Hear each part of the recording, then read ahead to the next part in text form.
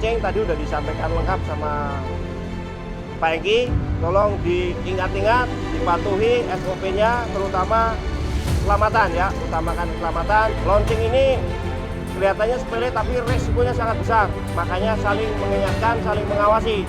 Pada saat stroke mulai 3, 2, 1 jalan, perhatikan roda, boxnya, dan semua komponen yang bekerja menahan beban, perhatikan semuanya, dari grottingannya, dari bautnya, dari supportnya, perhatikan.